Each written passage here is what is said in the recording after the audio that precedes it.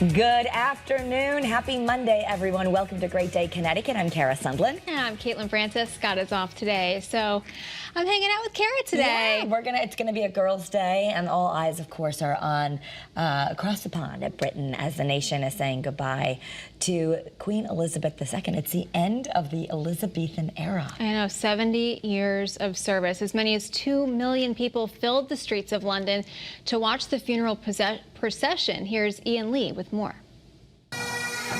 King Charles III led the royal procession as a gun carriage carried Queen Elizabeth's coffin to Westminster Abbey for her state funeral. 142 Royal Navy sailors pulled the carriage, the same one used for the Queen's father, King George VI. The royal family and more than 2,000 guests filled the centuries-old church to honor the late monarch who died at age 96. Her allegiance to God was given before any person gave allegiance to her. Queen Elizabeth had planned her funeral down to the smallest detail. The service ended with 2 minutes of silence across the nation and the revised national anthem, God Save the King. After the funeral, a procession full of pageantry took the Queen's coffin through the historic heart of London, giving the public one more chance to say goodbye. This is the Queen's final journey through the British capital, but millions here are reluctant to let her go. I just only know the Queen. I don't know anybody else from I was born to now. It's the Queen. She's England. 10 days of national mourning will come to an end when the monarch is laid to rest in a private ceremony at St. George's Chapel in Windsor, alongside her late husband, Prince Philip. Queen Elizabeth's passing at age 96 came the same year she celebrated 7 decades on the throne as Britain's longest reigning monarch. Today marks the end of the Elizabethan era. Wow.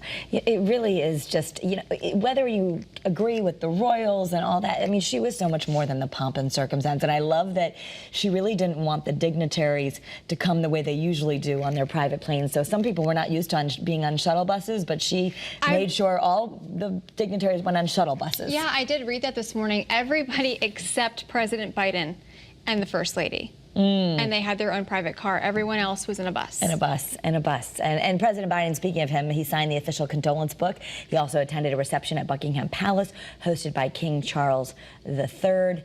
And he described her, of course, as decent and honorable and all about service. And I think that's what's great, what we're hearing about, is that just her essence felt comforting, felt maternal, felt service-oriented. Everybody says that she was like their own grandmother. You know, that's the basic thread throughout what people have been remembering her. They feel like she was their own grandmother. And I mean, people waited in the queue, as they call it, right, for hours. 12 hours, 15 hours. I mean, David Beckham was in line for... Yeah, we've got that story coming. Even people like David Beckham waited, and he said it was really actually the whole waiting together was part of the community. But just some fun moments here that you might not have realized. Princess of Wales, Kate Middleton, Duchess of Sussex, Meghan Markle, yes, she was there as well. Princess Charlotte. They all each honored Queen Elizabeth with their accessories.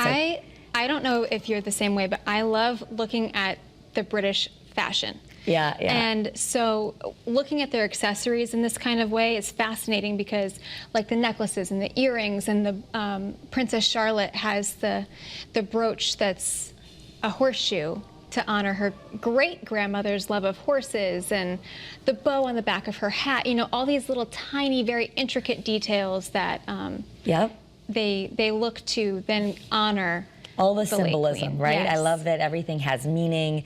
And yes, as you said, the little princess wore a hat with a bow for the first time in honor of her. And then Meghan Markle wore some earrings that were given to her by Her Majesty. Yeah, the drop pearls, and that necklace that Princess Catherine, now Princess of Wales, which we haven't had that title bestowed upon anybody since the late Princess Diana.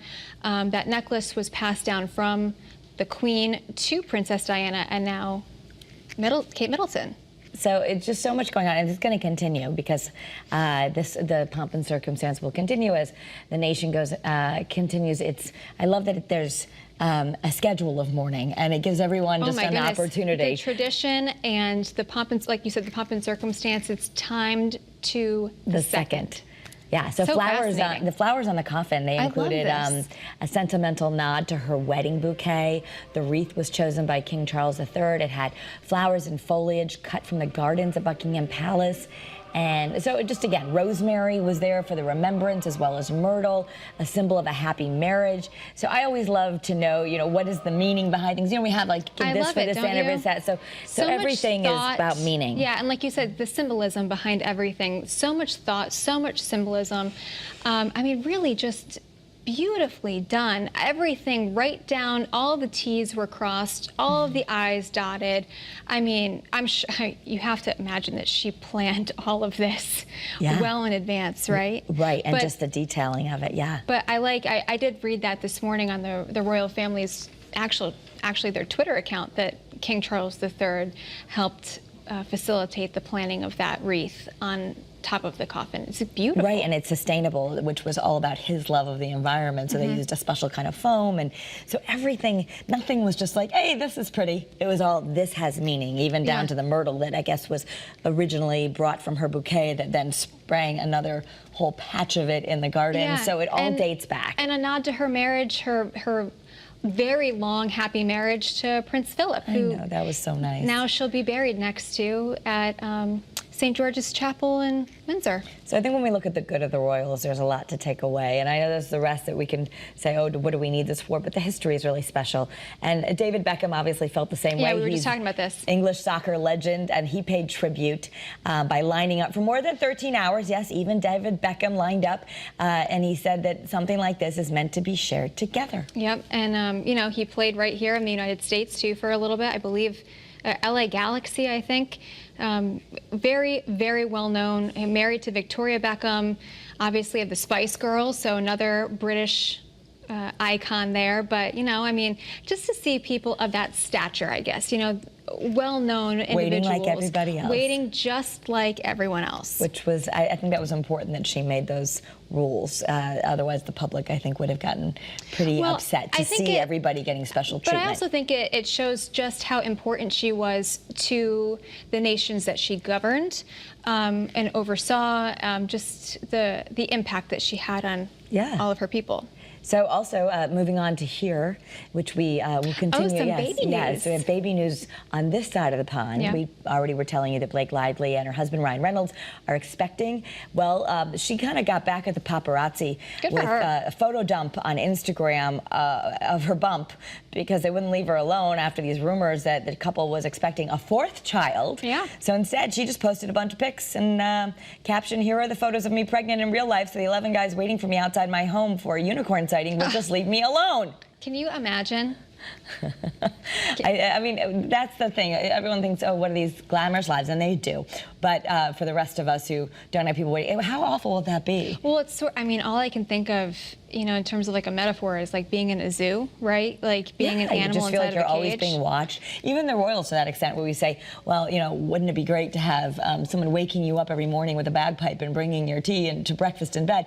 But you're never alone. You're never alone, and your life is predetermined of what you need to do to serve. Yeah, it's not even, it is your life, and I need a lot really of alone time. I don't know the rest of people watching. My family laughs because I need alone time. Yeah, same. You're an alone time person. That space to I need to decompress. Very hard to get alone time as a mom, but as I talk about the need for that, my husband less so. That's self-care, though. Why do you That's want to be a form alone? of self-care. Alone is settling.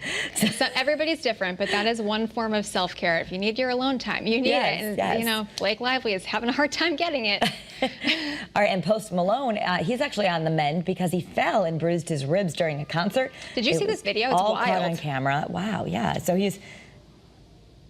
Let me see. Do we see him fall? I'm not sure if we're gonna, but I was watching some video of it earlier. There it is. Ouch. Oh my gosh. Ow. Yeah, that's a brutal fall. I don't know if he fell through the opening on stage. He was down. Look at, he's kicking his leg. Like you're in pain. That's Thankfully a tough his ribs fall. were not broken though. Right, but he got up and finished the show. I think that's remarkable. Yeah, it's kind of like similar to I spent my weekend watching flag football and tackle football and watching kids cry and then get right back up. I think they get the wind knocked out of them and then they kind of bounce back. Well, yeah, you lose your breath, and I think that's frightening. You know, like especially, I'm sure, you know, Julian's age group. You know, when you're not used to having the wind knocked out of you, it's kind of scary because you lose your breath for a second, and then you kind of you're like, okay, I'm good, I can get back up and I can finish. But I mean, bruised ribs, that's got to be so. Every time you take a breath, that's got to be so painful. Yeah. Well, kudos to him that he got up and finished this. So Zac Efron, you might not have realized this, he's now revealing he nearly died after shattering his jaw. Everyone has been saying that he got plastic surgery, but he did a big interview in Men's Health, and he says that actually his looks have changed, but not because of cosmetic surgery, but because he slipped on water and broke his jaw a few years ago, and then he needed it wired shut, and he needed surgeries, and his muscles grew in a different way. So terrible. Yeah, I mean, you have to feel bad. Can't believe what you read, right? Well, and that's what he had said during that interview with Men's Health, that he doesn't look at the good for him. He's not trolling the internet to find out what people are saying about him. I think that's probably, talk about self-care. That's got to be good self-care. Yes. If you're any of these folks, it's probably best to stay off the internet with everyone trolling you and saying mean things. But his mom saw that all these rumors were circulating about how he had had plastic surgery, and she had said, do you know what's happening? So he finally addressed the rumors, no plastic surgery, but his face does look a little different, but I mean, a broken jaw, that'll do it. That's a big day. That's a big deal. All right, so did you remember maybe when you were younger going to the Phantom of the Opera? It's the longest running show on Broadway, and it's closing its curtain. It will end February 18th, 2023. Wow. If you want to bring your kids to see this, if you want to just see it one more time, the producers say they just can't keep up with the weekly cost since coming back from the pandemic. I mean, Broadway's still not quite back to where it was, and part of that is people just needing to get back out there, and part of it is the economy, too. I know, 35 years on Broadway, nearly 20 million people. I remember going on a field trip in school, not to Broadway, but we went to go see a traveling version of it, I mean, it's a staple, you know? It's one of those shows that you can count on, you can see over and over and over again, and it never disappoints. It's fantastic. I wonder if at some point they'll bring it back, but right now, you've got less than, you've got 5 months. 5 months to go. 5 months to go see it. All right, apparently I kind of wish Scott was here because maybe he could say this better. Arr, ahoy, matey. It's Talk Like a Pirate Day. So if you want to do that, I feel like I need an eye patch. You got to go home, and if your kids wonder why you're being weird, just say it's Talk Like a Pirate Day. This I want to get to. TikTok is now starting to influence how you search, which I notice my kids will say, oh, I'm going to look it up, and they're on TikTok, which I didn't really realize this. TikTok is now competing with Google as a search engine. People are looking for answers to things on TikTok, which is a little nerve-wracking because I don't know if it's always accurate for you. So I think that's the major concern. I don't have TikTok. I'll stick with Google. Yeah. Or an encyclopedia. Right. I got to say Google's a little faster than the encyclopedia, but I do love the old encyclopedia.